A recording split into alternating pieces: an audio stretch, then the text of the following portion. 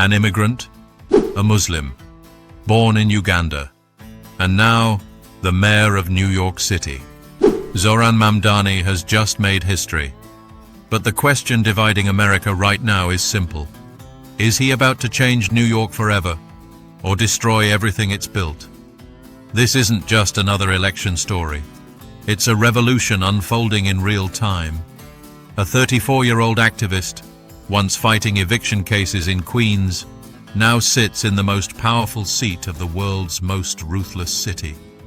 The son of immigrants, raised between cultures, has now become the face of a political earthquake shaking the American establishment to its core. Zohran Mamdani's rise isn't luck.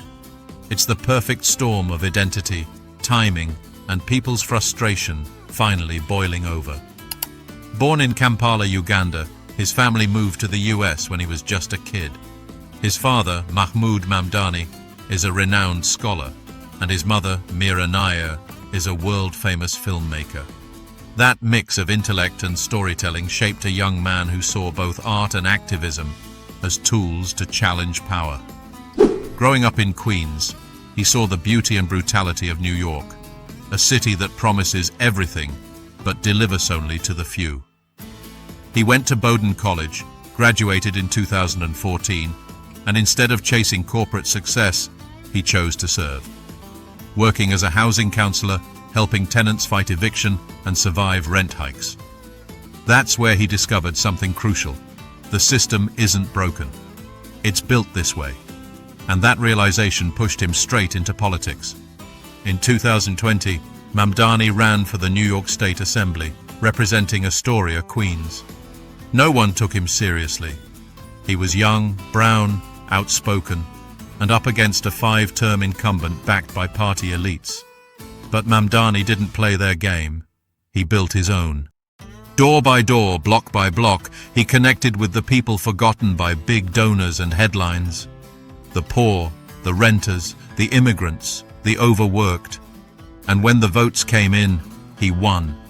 That was his first real earthquake. Suddenly, a new kind of leader was on the map. One who didn't just talk about change, but embodied it. Fast forward to 2024. New York City is struggling. Rising rent, failing transit, and the cost of living squeezing the middle class to extinction. That's when Mamdani announced his run for mayor. Critics laughed. The establishment shrugged. But then, something shifted. His campaign wasn't about money. It was about movement. Young voters, progressives, and working-class citizens poured in. Volunteers flooded the streets. Social media turned him into a symbol of resistance against a system everyone was tired of pretending worked. When the votes were counted in November 2025, history was written. Zohran Mamdani defeated former Governor Andrew Cuomo and Republican candidate Curtis Sliwa, becoming the youngest mayor of New York City in over a century, and its first Muslim and Ugandan-born leader. But no revolution comes without backlash. The moment he won, the attacks began. Conservative media branded him a socialist threat. Donald Trump called his victory communism in New York. Business leaders whispered that the city was about to collapse under his idealism. Others accused him of being too inexperienced to manage a $100 billion city budget. And when he spoke out on international issues, including his stance on Palestine, the backlash intensified. Even some of his supporters wondered if he could stay focused on the city's chaos. But Mamdani didn't flinch. He doubled down. His message? The city should work for the many, not for the few. So what does that actually mean? His vision for New York is bold, maybe too bold. He's promised fare-free city buses, a rent freeze on stabilized apartments, universal childcare, and higher taxes on the wealthy to fund it all. He wants to turn the most expensive city in America into the most affordable. A place where no one is forced to choose between rent and food, between time with family and time at work. It's the kind of dream that sounds impossible until someone dares to say it out loud. His plan calls for taxing millionaires and corporations, expanding affordable housing, and using city funds to ensure every New Yorker can move freely, live fairly, and dream again. But here's where the challenge begins. Free buses alone could cost the city nearly $800 million a year. The MTA, which controls public transit, has already said the chances of that happening are slim to none. Real estate developers and landlords are gearing up to fight his rent-freeze policy. And the wealthy, the very people he plans to tax, have the money and lawyers to make his life miserable. On top of that, the city's budget is already stretched thin, with rising debts and declining revenues. Execution will be brutal. Every move will be challenged, every promise dissected. New York is known for chewing up mayors, and Mamdani's opponents are waiting for their moment. So can he really deliver? That's the million-dollar question. Some believe he's a visionary, the kind of leader New York hasn't seen in decades, someone who can rebuild the social contract from the ground up.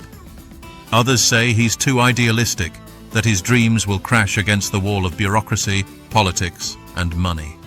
The truth is probably somewhere in between.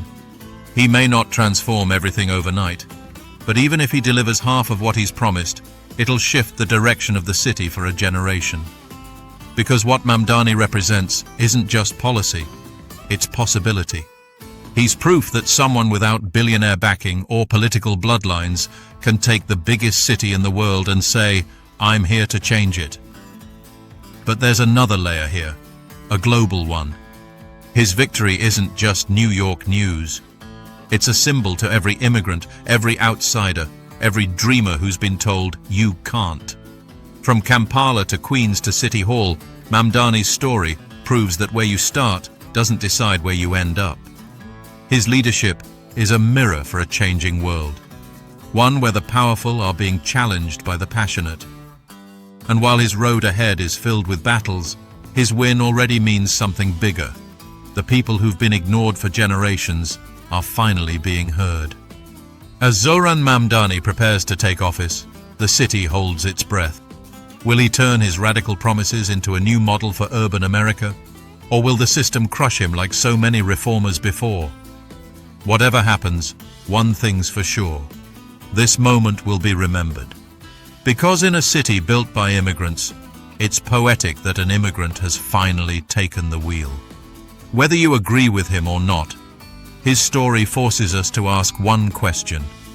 Maybe the system doesn't need another politician. Maybe it needs a revolution.